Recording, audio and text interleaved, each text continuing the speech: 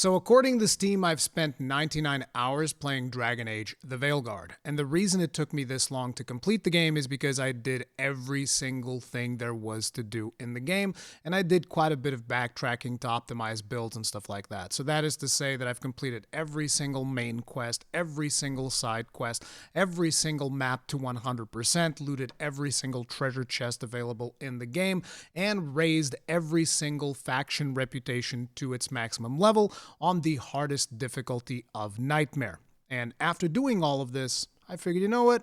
Might as well make a video and tell everybody what my experience with Dragon Age The Veilguard was.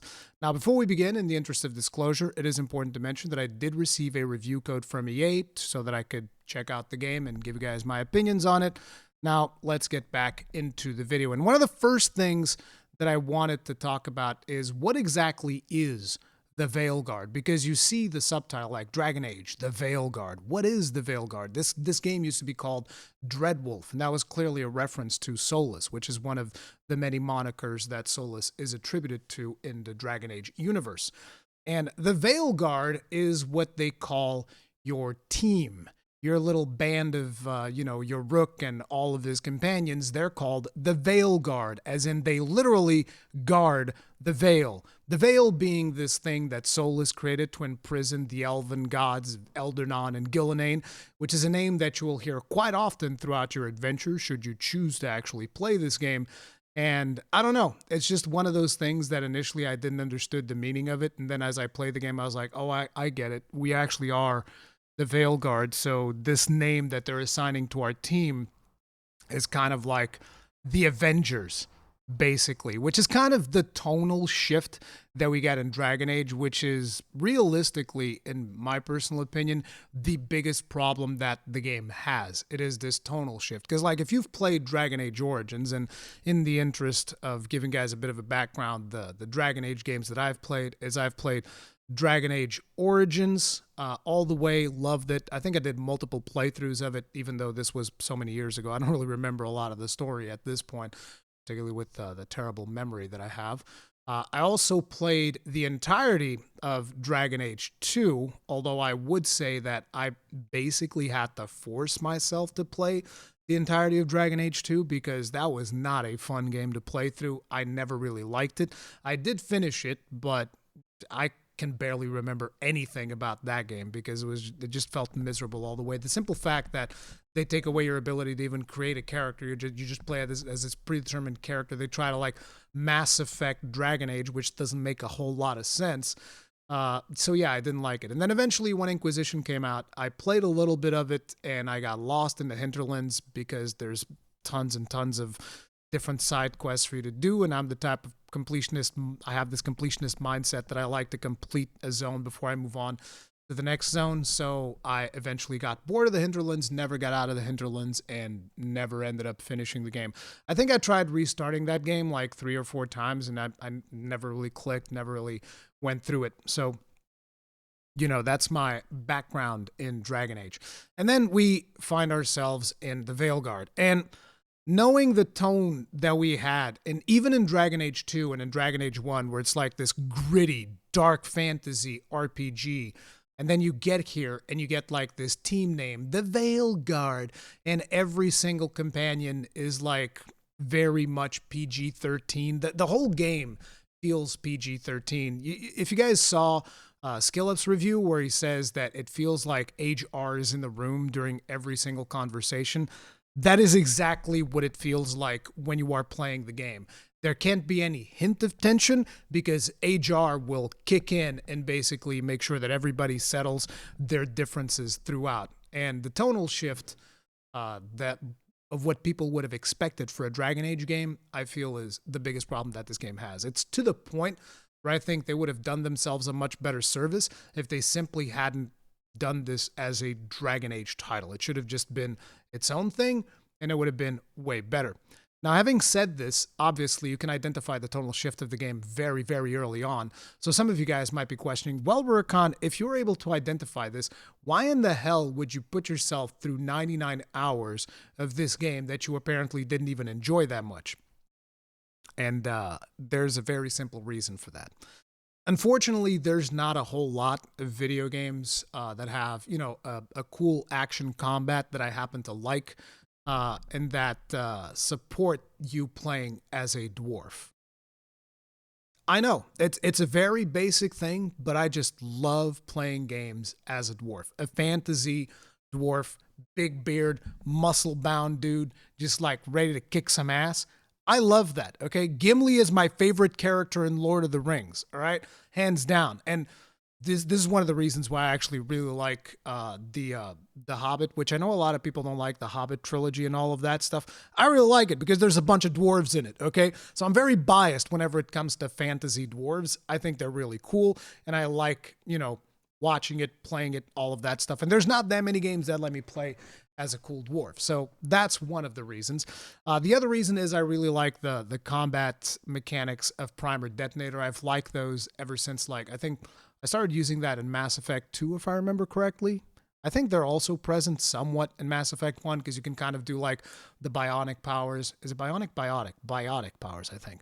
Of like when you pull the enemies into the air and then you do the push and they just get like bounced into oblivion. I love doing that. I thought that was really cool. So that is something that they've worked on Mass Effect, BioWare, onto its combat. And I've always liked it, which is one of the reasons why I like the combat of Mass Effect Andromeda. I pretty much don't like much else about that game because most of the other stuff sucks. But the combat I kind of really liked. Anthem, kind of the same thing. I actually really liked the gameplay of Anthem. The flight and the combat of Anthem I thought was absolutely awesome. Now, the content that they had ready for that game when it came out and their design philosophies, I have a lot of videos talking about that aspect of it. But if we think about it that way, right? I really like what they've done with the combat in this game. Now, it's not perfect, but you get that Primer Detonator system going, which is pretty cool. Now, I should also say that the Primer Detonator was also something that felt very disappointing for me in another aspect, which is doing a Primer Detonator combo is pretty cool. So the idea is that somebody does an ability, puts a debuff on a mob, and then somebody else will do another ability that detonates that debuff. There's an explosion, there's CC, big satisfaction. So what is the issue that I had with the way that they implemented that in Dragon Age Veilguard? It is the fact that there's literally one animation for every single detonation type in the game. And to give you guys an idea, there's a couple of different ones. So you have the weakened state, which can then be detonated by somebody. Then you have the sundered state, which can also be detonated. And I think that there's other states. I actually don't remember all of them, mostly because I played Warrior. I would have weakened and sundered, and I would just play around those. But it was very simplistic the way that they did it, and it always had the same animation. It's like, you're going to have the same animation? Okay, so what if I have Nev, which is like this ice mage, right, that is doing the detonation? The monsters are going to become frozen. I was like, that's cool. So you're going to have like different effects in the gameplay. Why can't we have a different visual effect for the actual detonation itself? Okay? Why can't the detonation, rather than being just like a yellow diamond, which is what it always is? If you're watching, gameplay in this video, you'll often see like enemies get like this yellow diamond around them. That's me detonating them. And it's always a yellow diamond, regardless of who does it. If it's a poison detonation by Lucanus, it's a yellow diamond. If it's just like a regular physical damage detonation by me, it's just a yellow diamond. If it's a frost detonation by Nev Gallus, the Ice Mage, it's just a yellow diamond. We couldn't have changed the color of the detonation diamond, at least just the color of it, to let us know, oh, this one was made by ice. This one was made by poison. This one was made by whatever. We couldn't have changed that? I was just like, bro, how uninspired do you have to be? I mean, come on, man. And this is to say, because like there's actually good animations on there and all that. But yeah. So another thing that I guess I should say is that difficulty sucked. And since I'm talking about combat, the difficulty of the game really sucked in Nightmare. And you guys will be like, oh, this sounds like skill issue. No, it's not skill issue. By the time I got close to the end, I was literally deleting the whole map and there was no challenge whatsoever. Like final boss fight, no challenge. Uber bosses, there's like, I think the hardest boss in the game is this level 50 undead dragon. No challenge at all. I murdered that thing. Wasn't even that hard. All you got to do is have like good amount of level and a decent enough build, you'll delete that thing in seconds. It's not even a big deal. Okay, maybe not in seconds. It'll take you a couple of minutes. But what I'm saying is it wasn't even like a struggle when I went to fight that. I just picked up two of the teammates that had the element that the dragon was weak against, which curiously enough, it was like an undead looking dragon and, well, a blighted dragon, I guess, and it was weak to necrotic. So whatever, I was like, oh, give me Emmerich and Lucanus, and my own shield does a ton of necrotic damage, so we deleted that boss. It wasn't even like remotely hard. However, in the beginning, it sucked because before your build comes online, it sucks. It's miserable and everything has way too much HP, which just told me that, like, whenever you have an experience like I had in Dragon Age The Veilguard, where it seems like the developers were really focused in, oh, we're going to give you all of these difficulty options, and there's even the option there you're not going to die, and because there's like a custom difficulty mode that you can tweak around. And usually I can tell that I'm not going to like a difficulty setting whenever they have a setting on there that says, oh, if you put it on the hardest difficulty, we're going to fuck with parry timings. And it's like, why? Why are you going to put parry timings based on difficulty? This is so absolutely ridiculous. It doesn't make any sense. But it doesn't really matter because even on Nightmare, parry timings are pretty much really easy. The thing is, if you're playing on Nightmare, often you're not going to be able to parry stuff because so many bosses are just going to be throwing down a zillion different AoE effects that you can't even block unless you are playing as a warrior and you get to like level 30, and then you can get like a special skill that lets you block unblockable things. But the thing is, you'll block one of the unblockable things and you'll be getting spammed by 50 other if there's more than one enemy in there. So what I realized very early on is like, it's not even worth it to try and block these unblockable things. Most of the time you're better off just dodging and counterattacking. But, you know, regardless of that, I had fun with the combat, but the difficulty was pretty garbage. It's not really about how skilled you are at the combat. It's more so how skilled you are at crafting a build. And in the beginning of the game, it doesn't even matter the skill level that you have because you're not going to have a build because you don't have enough skill points. That's pretty much the way that it goes. So the beginning of the game feels absolutely miserable. And if you get like a good build about midway into the game, it feels giga easy, which is pretty much when I got to the midway point, I was like, oh, now that I have a good build, there's literally nothing that the game can do to stop me other than throw enemies at me that are like 10 levels above, which just means come back to this area later. So, you know, difficulty kind of sucked. But as I was talking right now about build crafting, that is another thing that I really liked. I really appreciated like tweaking my build and messing around with it, and the fact that there's actually no cost to respecking and doing any of those things. That to me, big bonus, because I always like tweaking around builds and experimenting with different things, and I'd be like, oh, let me try out this skill. Now let me try out this skill. Let me try out this one. That aspect of it was really fun because you guys know I love doing builds, so that was good times. I basically looked at this game as one big dungeon crawl because I realized I wasn't really going to like the story all that much, pretty much from the onset, mostly because of that tonal shift that I told you guys about, and also because how companions felt and all of that. So I just tackled the game as one big dungeon crawl, which I love doing dungeon crawls, you know, just going through methodically, going through a dungeon, killing all the enemies, doing all that stuff, getting loot, upgrading, all of that. That's kind of like the fun aspect of this game for me. Just kind of like ignore most of the story, go through, do the levels, fight the enemies, so on. Exploring the maps was pretty fun, even though it's not the best level design I've ever seen, but it was okay. So I figured let's start things off at the beginning, now that I've told you guys exactly why I've played the game for so long. Mostly because I got to play as a dwarf, and there's not that many games that let me play as a dwarf, so that was kind of like my main motivator. So let's start at the very beginning. Character creator, terrible. I've heard from so many people that were saying like when the game before the game came out, they're like, "Oh my God, this character creator! It's got all of these options. You can do so many fantastic things." No, you can't. You want to do a more gritty looking character? Can't do that. All of the characters in this game are giga clean, like straight up out of Pixar is something that you'll hear a lot of people say, and that's exactly how it feels. The characters feel like they come straight out of a Disney movie, okay? Disney, Pixar, whatever. So I didn't like the character creator at all. Took me a long ass time to be able to make a dwarf that was somewhat suitable to, my personal tastes. And even after doing that dwarf, I was like, why does my dwarf look like an egg? Okay?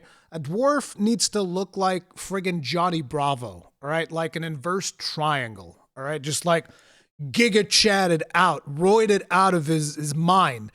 I was not able to get my dwarf to look like that, okay? You can make him fat or you can make him skinny. You can't make him giga chad like, all right? That you have to kind of compensate for that with the armor set that you choose for him. That's the only thing that can really kind of compensate for that, because he's always going to be either skinny or fat or mid. You can't make like a big, buff, bulky dwarf, okay? Which was very disappointing. But then on top of it, what do dwarves have? Tons of bodily hair, obviously, because they're dwarves.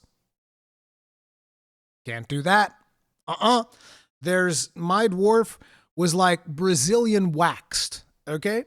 Brazilian waxed dwarf, not a single hair in his whole body except for his beard. Beard options, pretty miserable. Not that many good beards for dwarves, in my opinion. I didn't like it. Most of them were just like super smooth, like elven beards. Like elven people, anybody that is into elves, bro, I'm sure they love the crap out of this character creator, because like it's got, everything's so smooth and clean. Look at this gorgeous, like just flowing wizard-like beard. But like, how about a gritty, braided dwarven? No, we don't have those. No, we don't. No, not those. And then when it comes to the hair, okay, every single hairstyle in this game is like your character's straight out of a hair salon, okay? I would not be surprised if BioWare was to say that like, we got sponsored by L'Oreal or some bullshit like that when it came to doing the hairstyles. Now, it is impressive technology that they have on these characters' hairstyles, but it is not, if you're trying to just make like a gritty looking dwarf, you're not going to get that.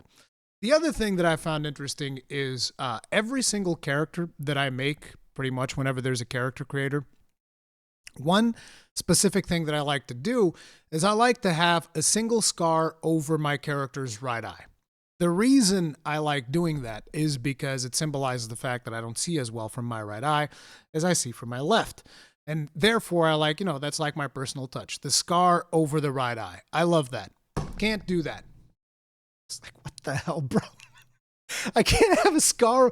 I had to get like a bear paw or something. Like there's this thing with 3 scars. I had to basically maim my character's face because I couldn't get like a single scar over the right eye. Also, there were no options to like resize the scar or anything like that. I guess Capcom might have spoiled me when it comes to character creators, because in there I can just like resize scars, do whatever the hell I want with them, put them in my eye, put them over my nose, put them all over the place.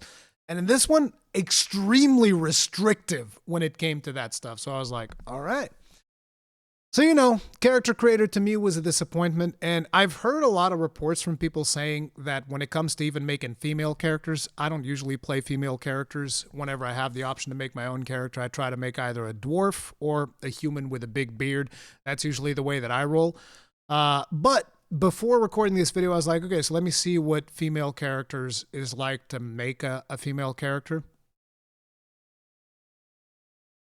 Man, I feel bad for people that like playing female characters, bro. I'm sorry. I am sorry. Like, I have a lot of friends of mine that whenever they play these types of games, they like playing female characters. Man, I would not. Nope. Sorry, dude. You're going to have a bad time if you want to play a female character. Let me just put it at that. Like, in terms of body proportions, they look weird. And I know that there's going to be some people are going to jump out of the comment section. You've never seen a real woman. It's like, yes, me, the father of 2 children. I've never seen a real woman except for my wife. And that's the only woman that I need to see naked personally. But whatever. You do you, man. But my wife does not look like that. Okay? Does not look like whatever you're doing in that game. All right? So I'm just going to leave it at that. And yeah, I think that female characters don't look particularly good. Very much like what I said about my dwarf, you'll probably be looking at armor pieces to kind of make up for the shortcomings of the character creator. But anyway, let's move on and talk a little bit about visuals. There really isn't a whole lot to say other than to say visual fidelity is actually really good. I like the way that the levels look. I like the way that a lot of the armor sets look as well. I think they look really nice. I liked some of the weapons that I've seen as well. Even though I would have liked to seen a couple of more cool looking hammers. I think that, you know, when it comes to hammers, we're a little bit limited there, but that's just my own personal bias. But I think overall, from a visual standpoint, the game looks really good. From visual fidelity, optimization is also pretty much good. I've heard like reports from Digital Foundry where they were saying, oh, it's absolutely flawless. Let me tell you, not on that last mission if you're running on AMD hardware. Now, my GPU, I'm playing the game most of the time. I was playing on the 7900 XTX. And, you know, that just brute forces through it, right? It just brute forces through any potential issues that there might be. But on that final mission, dude, I kept seeing dips below 60, which on a 7900 XTX, ooh, that is rough, bro. That is friggin' rough. Like constantly dipping below 60. And I could tell in the frame rate, I was like, oh man, this is yeah, so that optimization is really good in the beginning and in the mid game, but when you start getting to end game, I started noticing some severe dips. But again, this is the AMD tax. I'm kind of used to it. I'm assuming that on NVIDIA, everything ran perfectly flawless if Digital Foundry said so, so it's whatever. But let me know what your experience has been in terms of performance and all that. Now, one of the things that I would criticize when it comes to visuals is the art style. And I'm not talking about the art style for like the scenarios and whatnot, because I think that the levels looked gorgeous. I really liked exploring the levels. I think that they looked good. I think that they were fun to explore. I liked the vistas, the skyboxes, all of that stuff. I was like, cool beans. Characters? No. Characters look bad. Every single character, in my opinion, looked pretty bad. I was able to eventually get my dwarf to a point where I was like, I can kind of live with this. But most of the other characters, I don't know, dude. Again, it's just too clean of an art style. Not to mention the absolute travesty that was done to the Kunari. Good Lord, handsome Squidward with horns. Every Kunari is a handsome Squidward with horns. No wonder the Antam all wear masks. It's because they can't stand to see themselves in the mirror because they remembered what they looked like in Dragon Age 2 and they know what they look like in Dragon Age The Veilguard. And they're like, man, can we just use masks the whole game? Yeah, let's just use masks. That's why the Antam do it, okay? They just use masks so that they don't have to deal with how ugly they friggin' look, all right? That's my opinion on the way the characters look. Now, in terms of sound, again, not a whole lot to say. I think that the sound effects are really good. I appreciate that, you know, the explosion sounds of detonations, they're really nice. And the overall swing sounds, the clangs of shield slams, all of that, very satisfying. Liked all of that. Soundtrack, on the other hand, I didn't feel like it was that memorable, which is usually not a particularly good thing about soundtrack. I mean, it's not bad. I'm not going to go ahead and say, oh my God, terrible soundtrack. I'm just going to say I couldn't remember pretty much any of the tracks by the time that I was done with the game. So whatever, not really a big deal. Finally, in terms of voice acting, I felt that it was fine for the most part. No real complaints. There were, you know, a couple of performances here and there where like, oh, that didn't sound as good. But most of it was pretty much flawless. I don't have any big complaints. I thought that my character sounded good, so that made me happy. So it is what it is. Now let's talk about the biggest problem of the game, and that is the dialogue and the writing. And the writing is quite simply all over the place. It is extremely disappointing. It is probably one of the biggest problems that I have with the game, beyond the tonal shift, because tonal shift you already expected at this point after all the stuff that we talked about in the video, right? But even besides the tonal shift, it just feels like there was a like a massive gap in the quality of the people writing this story. Because obviously, at least I don't think it's just one writer. I would imagine it's more than one. And I can tell that there were some of them some of the writers that worked in this game, they were really passionate about what they were doing and they did a good job. And then some of the other writers, I don't know what they were passionate about, but it most definitely was not about making a Dragon Age game. So a couple of examples here. Most of the writing in like the final mission, it feels nice. The writing in the Siege of Weishaupt also felt great. Those are probably like my two favorite moments in the game, the Siege of Weishaupt and the final mission. And most of the writing there feels good, with some exceptions here and there, but most of it feels like, okay, whoever worked on this, they were having fun. They were definitely enjoying what they were doing, and they wanted to make sure that the players were enjoying themselves during these specific moments of the game. The writing of most of the stuff that takes place at the lighthouse, which is your base of operations,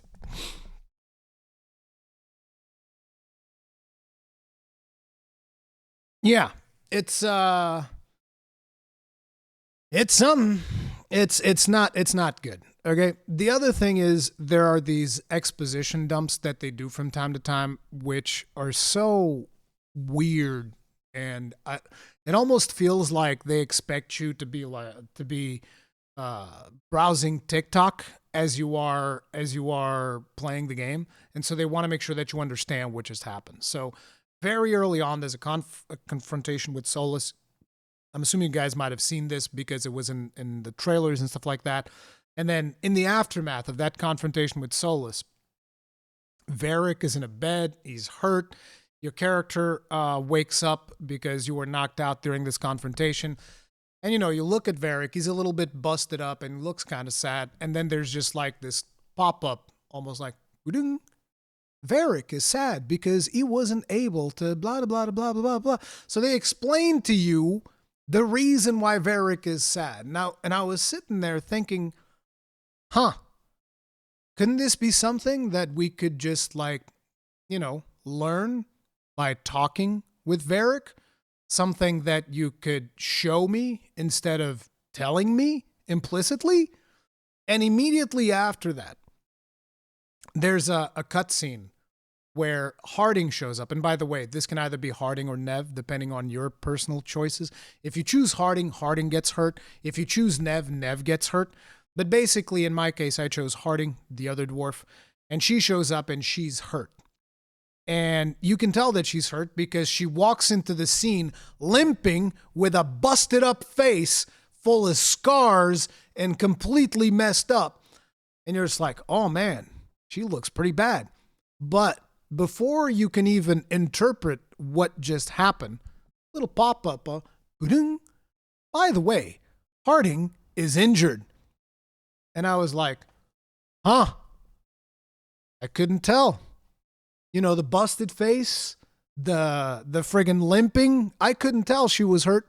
I thought she was fine. She was a perfect picture of health. It's a good thing you had this little pop-up here to tell me what the hell's going on. And this happens throughout the whole game. Okay, they're constantly like, oh, by the way, here's what happened. Oh, by the way, here's what happened. Almost as if I wasn't paying attention to the video game that I'm playing, which I thought, this is ridiculous. Now, another one of the issues that I have with the writing is that there's often use of modern language in this fantasy setting. Okay? More often than not, it involves Tasha's quest, which we'll get into a little bit further ahead. But suffice it to say that whenever you see a lot of these characters using modern language, it completely breaks immersion. It just breaks the fourth wall. You're like, what game am I playing, bro? Like, what is this? Because you see, you can kind of get away with modern language whenever you're doing a sci-fi game. As a matter of fact, it is expected and makes sense. Whenever you're playing a medieval dark fantasy game, it just doesn't make sense that these characters are using this type of language. And I know that a lot of people are going to interpret that as like, oh, Rurikhan's talking about the woke stuff. That's not all. Yes, there is a lot of that. That's not the only things that I'm referring to. A lot of times these characters will just speak with an uncharacteristic vocabulary that you're just like, not what I would have expected. Weird, off-putting, immersion breaking. Happens often. And then when it comes to this, the dialogue and the writing and all that, I have to say that one of the biggest issues that I had throughout the game was the extensive therapy sessions that you have to do with the Veilguard, your band of companions, which are pretty much worthless and have so much baggage that it makes you wonder, bro, how are these people supposed to be leaders in their fields? Because they're referred to you whenever you're recruiting someone, they're a leader in their field. And they bring so much baggage every time that every time after a major quest that you complete, you're expected to go back to the lighthouse, your base of operations, and have conversations with your companions. Now, if I think back to Mass Effect 2 or even Dragon Age Origins, whenever there was that moment where it's like, oh man, I'm going to go hang out with my companions now, I'd be excited. I'd be like, oh, I can't wait to see what this character has to say about this thing that has just happened in the game. I'd be like pumped up. Okay, let's go have the conversation moment. This is going to be cool. In Veilguard, every time that I would I'd open up the lighthouse map and I would see, oh no. Quest marker for Balara, quest marker for Lucanus, quest marker for Emmerich. You know, you'd see all the quest markers that let you know, oh, these companions want to talk to you. And I'd be like, oh no. Not another hour's worth of mindless chatter that gets us nowhere. Because most of the times when you have these conversations, there's no stakes. There's no stakes because you can't do anything wrong. That's the thing. You guys remember, like I said earlier, that Skillup said that it feels like HR is in the room? That's exactly how most of the dialogue interactions with your companions feel. You can never be evil. Ever. You can never tell somebody off. No, you're always supporting them. Doesn't matter if you think, no, you fucked up, you messed up. You can't criticize them on them. You can't call them out. Every single time, it's like, here's 4 different ways in which you can be nice about this situation. And sometimes the ways in which you are nice will still cause them to get upset. It's just like... But the reason is because the whole dialogue portion of this game is meant to be linear, because the reality is the story is linear. I'll talk more about story in a spoiler section at the end of the video, but the story very much is super linear. There's no agency whatsoever that you actually have in your character. And I was just sad that my feelings whenever I got back to the lighthouse to talk with companions, I would just remember, bro, back in Mass Effect 2 and even Mass Effect 3, I'd be looking forward to having these conversations, to learn more about the companions, to engage with them in meaningful dialogue situations that would actually mean something to the story. And in Veilguard, it was just like, oh, okay, here's another hour of boring dialogue that I'm going to be going through. And I'm going to be bored out of my mind the whole time. And I can't wait for, just doing all of these things because I want them all to be fit for whatever missions I need them for, especially because I'm playing on Nightmare and I don't need them to die off or something. So, not that it matters because they don't die either. That's another thing we'll talk about in the spoiler section. There's nothing that you can do wrong except not do their companion quests. If you're doing their companion quests, congratulations. You've done everything you needed to do for them not to die. Okay, maybe I'm exaggerating. There are still some things that you can do to get them killed, but it's pretty pathetic the way that the whole thing works, which I looked up after I finished the game, and I was just super disappointed. But anyway,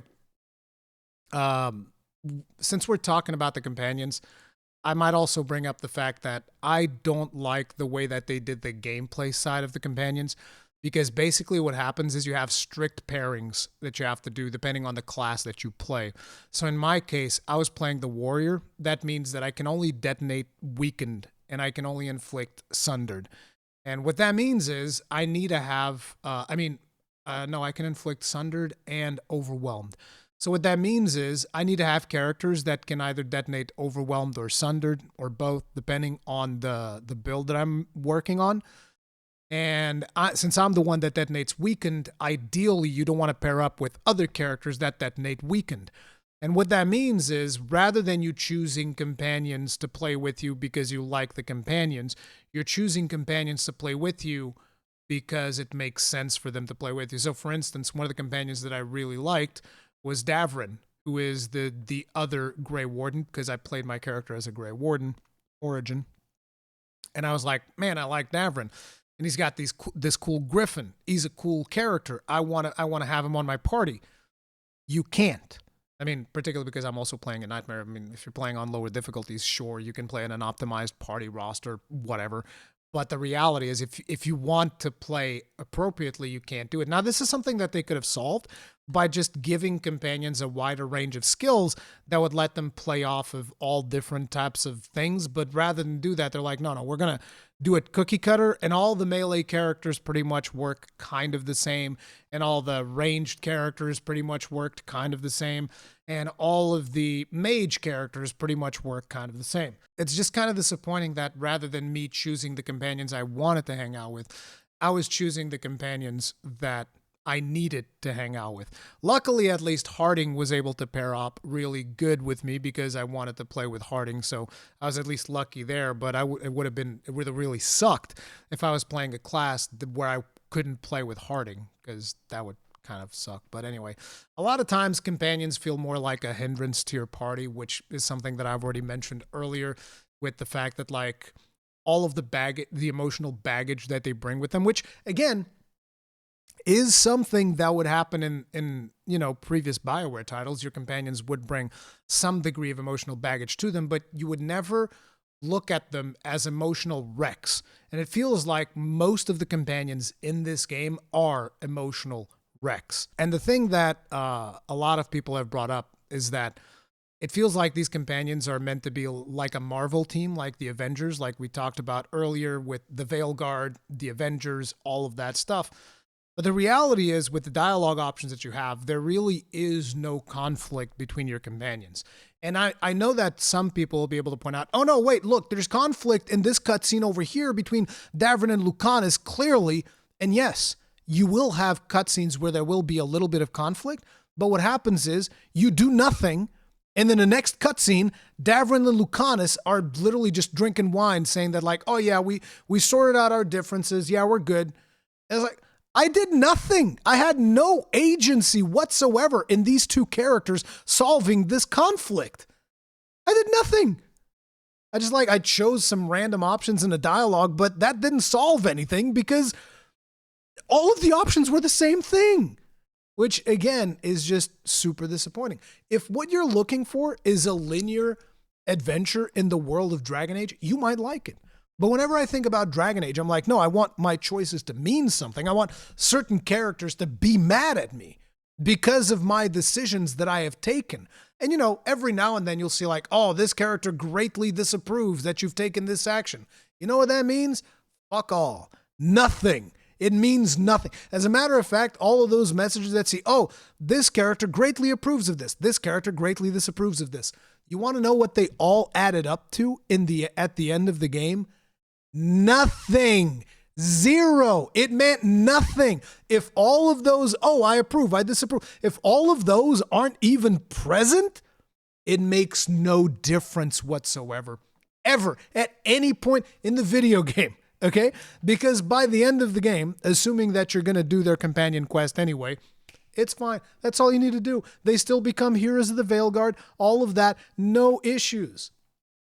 But anyways, if I was to tell you guys which characters I like, which characters I didn't like, I liked Harding, even though I kind of wish that she wasn't... I wish that she was a little bit more stoic, because I kind of got that vibe from her, from some of the videos that I've seen from Inquisition and stuff. So, I wish she was just a little bit more stoic. But other than that, Harding's cool. Lucanus is cool. And by the way, they do Lucanus so incredibly dirty in the story of this game. I'll tell you guys when we get to the spoilers section.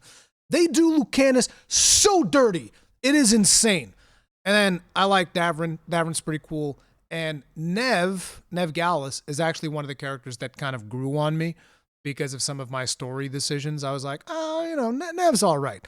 But then I did not like Emmerich, who is supposed to be the scholar necromancer. And I was like, bro, Emmerich is the last thing that I would imagine a necromancer would ever be like. And I get it. They're like, oh, we're going to challenge what you think a necromancer is. And I was like, that was not a challenge. That was just bad. Like, I don't like his character. Like, he can be a cool character. I just don't think he's a cool character as a necromancer. Personally, that's my opinion. Feel free to disagree. I don't like Balara. I mean, maybe don't like is too strong. I don't feel anything about Balara. I don't care about Balara at all. And Tosh. Tosh. So, Tosh is actually a character that was very much poised for me to like them a lot, because they are the character that as you first get introduced to them, you jump into a cutscene and they're there just like smacking up on Tom 4v1 dual wielding axes. And I was like, hells yeah, what a badass character. Just like a straightforward action character. And I was like, yes, I can vibe with this. This is awesome. Epic dragon hunter character. And then their whole story is about identity and straight up pandering. Like the Barv cutscene that I know everybody has seen is atrocious. And by the way, I avoided watching that cutscene. I heard people talk about it and I was like, I'm not going to watch it. I want to have the whole context for when I actually get to the game at that point and I see that cutscene. I kind of knew what the cutscene was about. I knew that eventually it was going to happen because if you follow the companion quest lines, you eventually see all of these cutscenes. And when I saw it, I was like, oh God, this... And I already know that there's going to be some brain rot people out there that are going to jump into this and going to be like, he doesn't like Tosh, transphobe, or some such nonsense. I'm not. Feel free to call me so if you want to. I don't give a fuck. But fundamentally, I don't think that this is the kind of representation that trans people want. And I've seen quite a few comments from some of the stuff that I've talked about in this game of where people express that opinion. And that cutscene is... I'm just going to say it. It's bad. It's bad. And most of Tosh's story is bad. It's terrible. And again, it's completely immersion breaking so often. And they ended up being a character that I didn't give two shits about. Because, again, out of all of the characters that bring emotional baggage, Tosh is the one that brings emotional baggage the most. Okay? And for this big dragon hunter that she is, the only thing they manage to slay is the pronouns. That's it. And it's so weird because the whole... No, I can't talk more about that without getting into spoilers. But let's just say that I almost feel like by the end of the game, all of these struggles of affirmation that Tosh goes through eventually end up all backfiring on them, which is weird because I kind of feel like, wouldn't that be the opposite of what would be intended for this character? I don't know. Also, Tosh, without a shadow of a doubt, received more budget for their quest line than most of the other companions, without a shadow of a doubt. But, you know, it is what it is. In terms of romance, because you always have these awkward romance scenes in BioWare games, this time around it sucks because they didn't even try. They didn't even try, straight up. Like, I romanced Harding, and the romance cutscene is like they kiss, and then they're both in the couch, and it's over. It's like, bro, come on. I was expecting one of those awkward BioWare cutscenes. At least they were trying. Back in the Mass Effect days, at least they were trying. But no, they didn't even try. It was by far the worst romance cutscene that I had ever seen in a BioWare game. And by the end of it, you're just like, so this meant absolutely nothing. It doesn't matter. And whenever another character comments on your romance options, you remember I told you about the dialogue and the writing having... It's so bad. But anyways, yeah. Romance also sucked. One of the things that I thought was interesting is that I I haven't seen a lot of people talk about this, but you can tell that this game was initially going to be a live service game. And I've been talking about this since the very first trailer that we had seen because of the way that the levels are structured. These levels are structured in a way that very easily could be tackled with a 3-player co-op team without necessarily losing too much of the story. And you can tell that throughout the entirety of the experience. You can tell, like, yep, I could easily see why this level is like this if I think about it being a live service game, because that's the way that it feels, the way the level architecture, the light puzzles, the reason for the dialogue being as linear as it is, because everybody essentially needs to go through the same story. It all makes perfect sense if you just remember that initially this was going to be a live service game. But one of the things that really kicked it up for me was there's a cutscene after every major event in the game, after every major quest that you complete. There's like this little cutscene that plays, which tells you like, this is what happened, but the story is not over yet. And it's constantly giving you these cutscenes, and you're like, oh, so these were meant to be content patches. That's what it feels like. A lot of the content in the game just feels like they put together a bunch of content patches from what was going to be a live service game, and it's just all of those content patches put together in order to form a story. As a matter of fact, the game ends on a cliffhanger. Okay, if you're the type of person that hates it when a game ends on a cliffhanger, this game ends on a cliffhanger, and it's already been confirmed that there's not going to be any DLC at all for Dragon Age The Veilguard, which is weird. The fact that they still let that final cutscene in there of somebody laughing like, there, you guys don't even know. You don't even know this other villain that is going to show up. And I was like, and I guess we never will. So weird. But yeah, there's that. There's also reputation grind, which is usually another dead giveaway of a live service game. They all have reputation grinds, and it's very frustrating because like you figure that, okay, so if there's a reputation grind, it means that at some point I can stop and start grinding stuff in order to be able to level up this reputation to get items faster. Because depending on the level that you're at with any given faction, you'll have access to different items in their stores. And the problem is you can't really grind it because it would just take too long. It would be faster for you to just progress the story and gain as much reputation as you can that way, and then just grind a little bit at the end, than to try and grind the reputation of these stores hardcore. It's never going to work.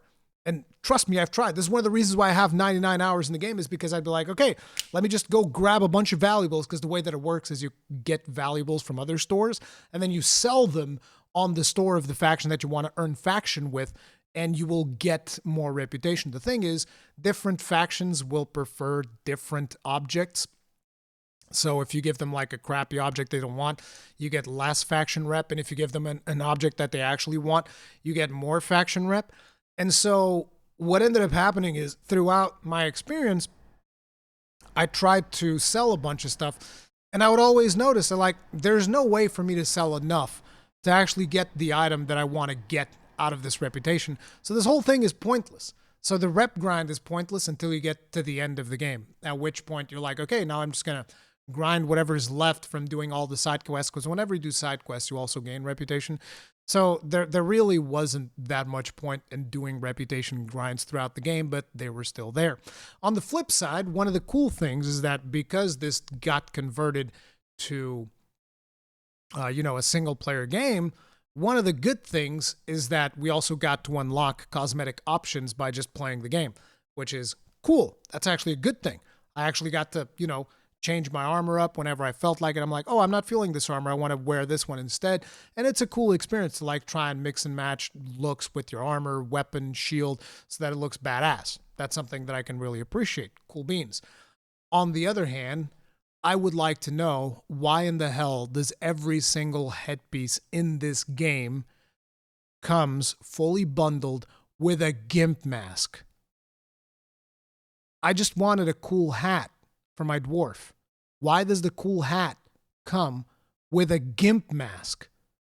Because, like, sure, you got like a full helmet, whatever. Yeah, it covers up your face, fine. Hide the beard, whatever. Like a hat?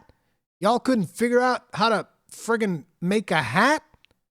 No wonder they couldn't do this into a live service. People would riot if they had to wear those goddamn GIMP masks all the friggin' time. But, you know, it is what it is.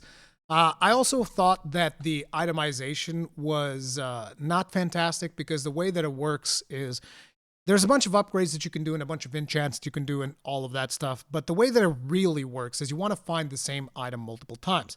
So, for instance, you'll find a hammer. Let's say this hammer has something that says, charged attacks deal 15% more damage. Well, in order to unlock that, you have to find that same hammer again, and that's going to unlock the first skill in that hammer. Then let's say the next skill would be like, oh, this skill boosts your skill damage by like 20%.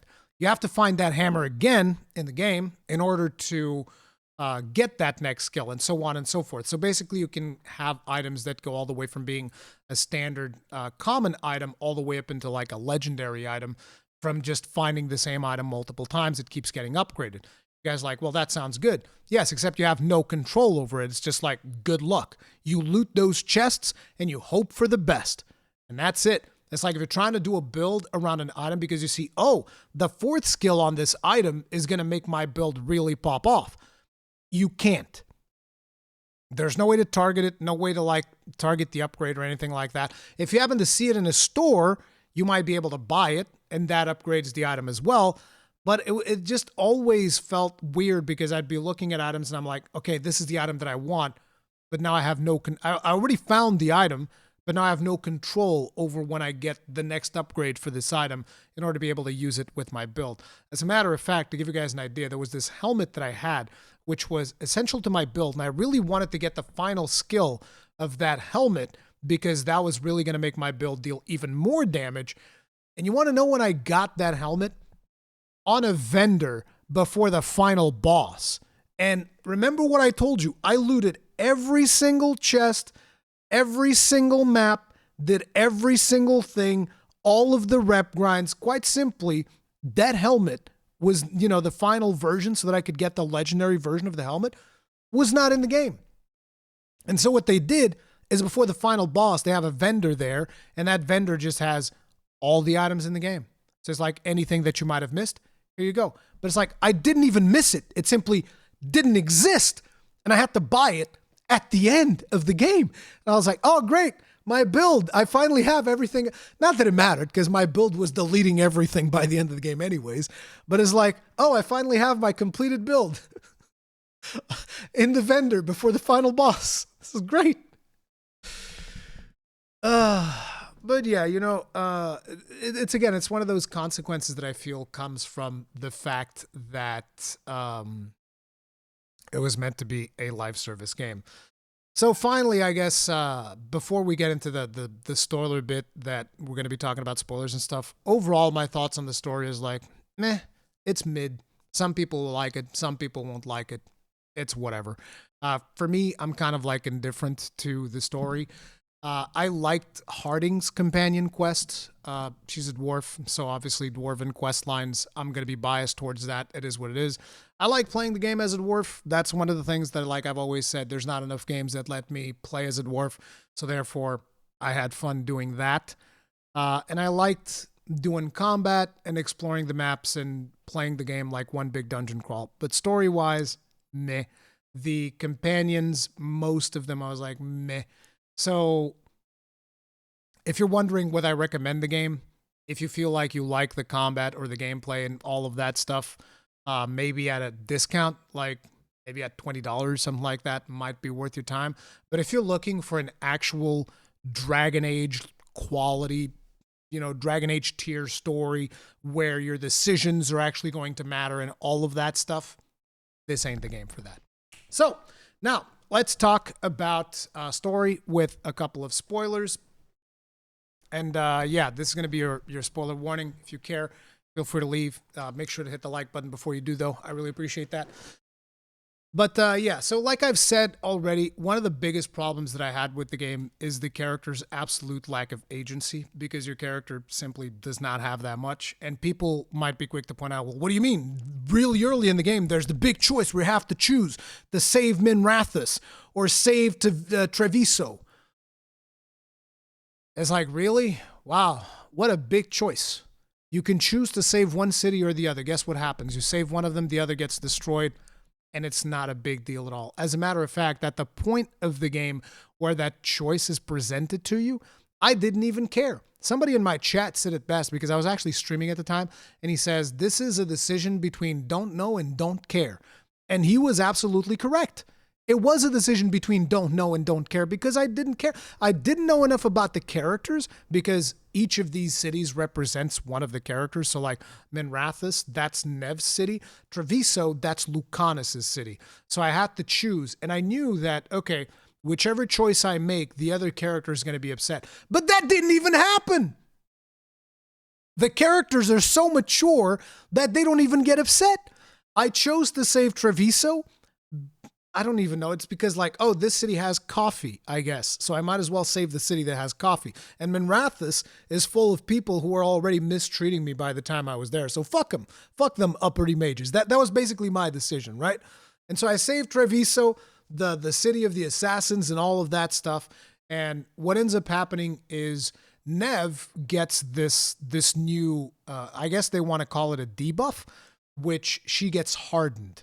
And what that does is she can no longer use her support skill, which was a heal. She can no longer heal you, but all of her damage spells now deal more damage.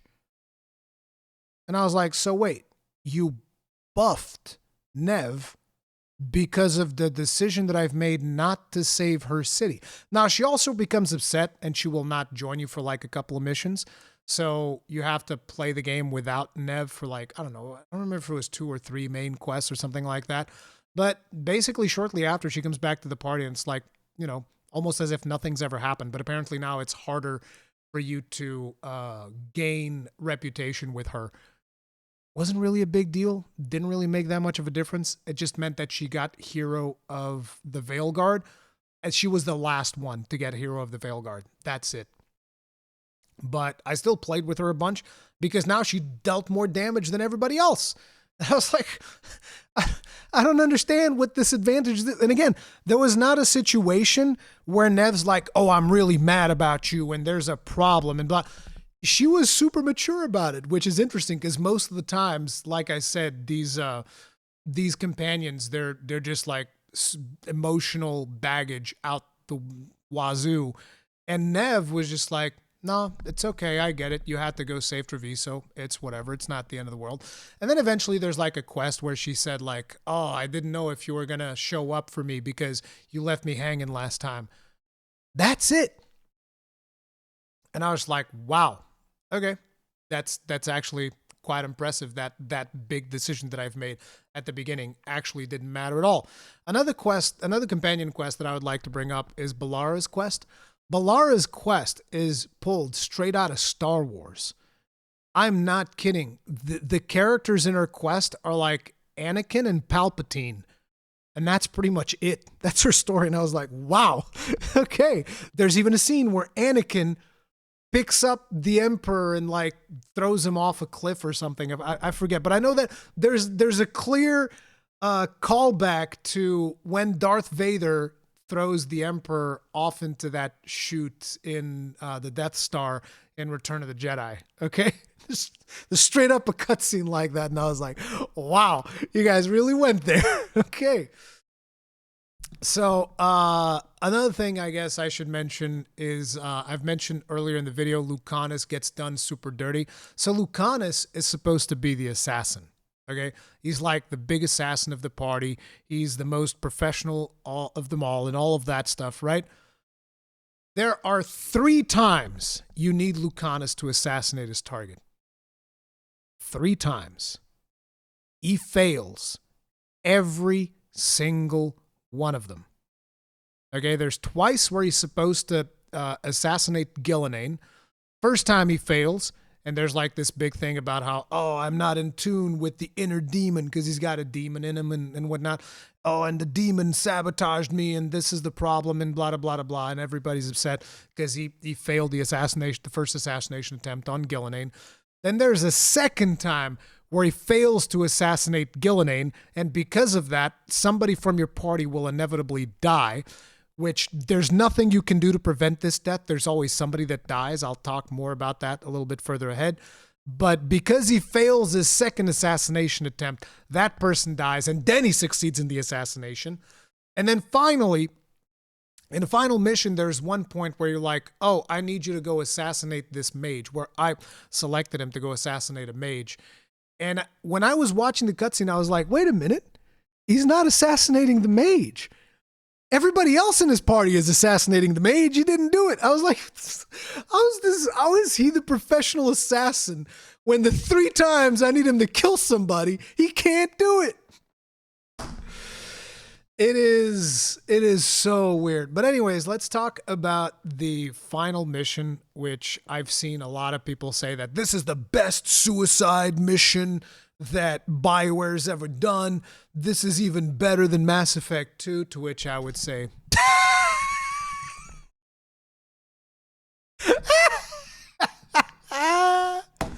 what has this person been smoking? And can I have some? No, it's a good mission. Don't get me wrong. It's a fun mission.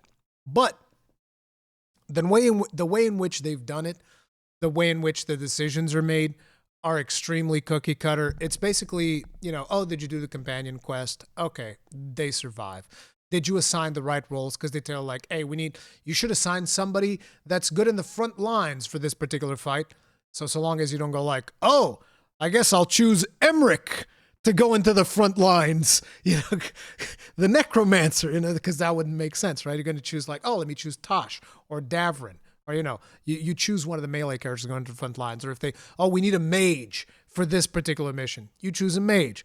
You're not going to get people killed. However, there is one decision that you make super early on in this final mission.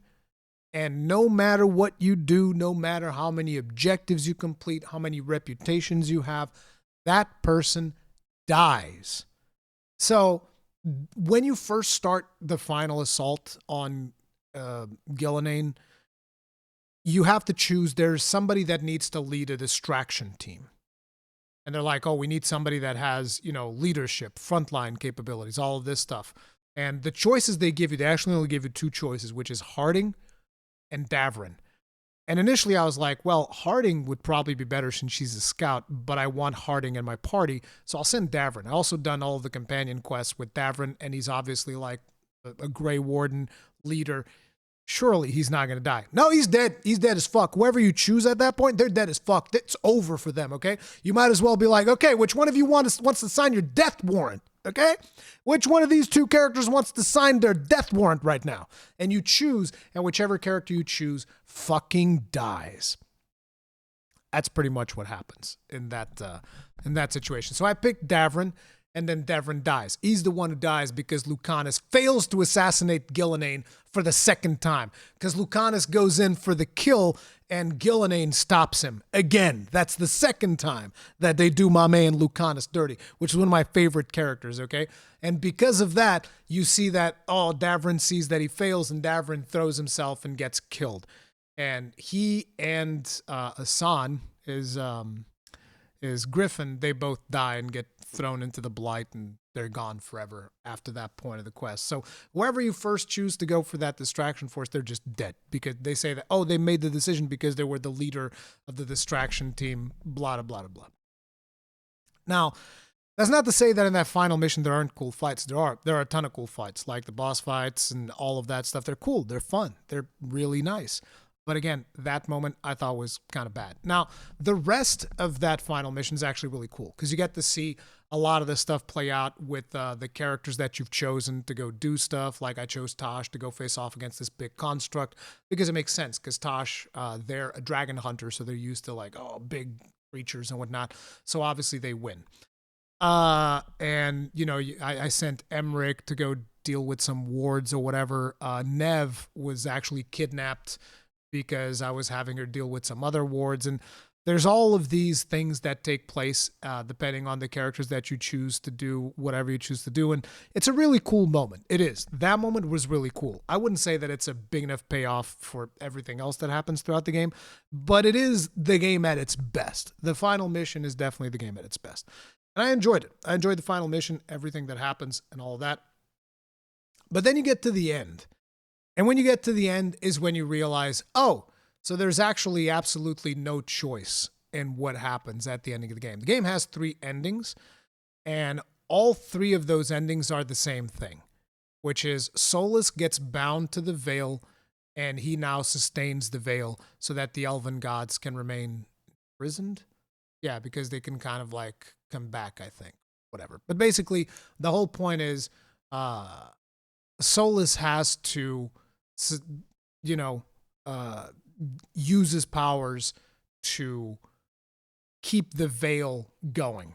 That's basically what ends up happening at the end. And you guys are like, but you said there's 3 endings. Yeah. So the way that this can happen is you can trick Solus by giving him a fake dagger, and then as he's trying to cut open the veil again, it explodes in his face, and you've tricked him, and then you force him to become attached to the veil.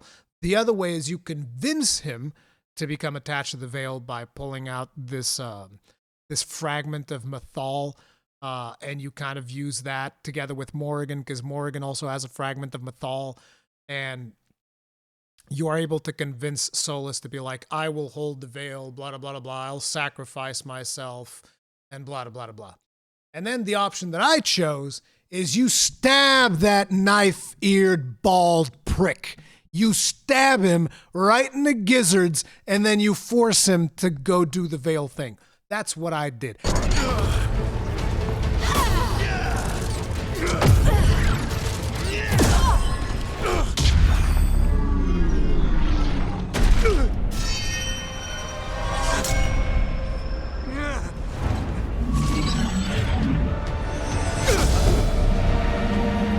I am standing against you, and I am not alone. But you will be. The veil needs to be tied to the life force of an elven god. And now it is. Dread. I got to punch him straight in his face, and then I shanked him with his dagger, and I said, and now get bent and go back in there and keep the Veilguard going. That's what I did, because...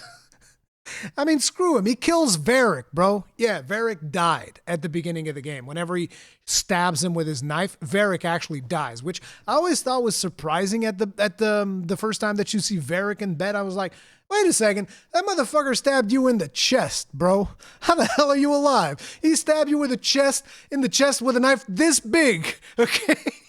It was this big inside you, in your chest. I don't think you would have made it through. All right, my guy? So yeah, it's just disappointing by the time you finish the game that you feel like, oh, there was actually no agency whatsoever in anything that I have done. So anyways, this video is way longer than it needed to be. Like I've already said earlier, if you like the gameplay and all of that stuff, I still think that you can have some fun times with the game if you want to pick it up at a discount or whatever. I've seen most of the discourse about this game being about woke and DEI and all of that stuff, and there's definitely some of that in the game, but I would argue that's like less than 5% of the whole game. I'm much more disappointed with the overall tonal shift and the overall immersion-breaking dialogue that you get plenty of times throughout the experience than I am with, oh, there's all this inclusion with Tosh and all that stuff. There's so much to criticize on the game before you even get to that part, but it is also something that is definitely worthy of criticism because I feel like it doesn't make sense, but it is what it is. If you guys enjoyed this video, which I don't know why you would, then make sure to hit the like button, subscribe, bell notification icon, all of that jazz. I'm going to be playing Path of Exile 2 soon, which is going to be way more fun. But for now, that's going to be it. I'll see you guys in the next one. Stay strong, stay safe. Peace out.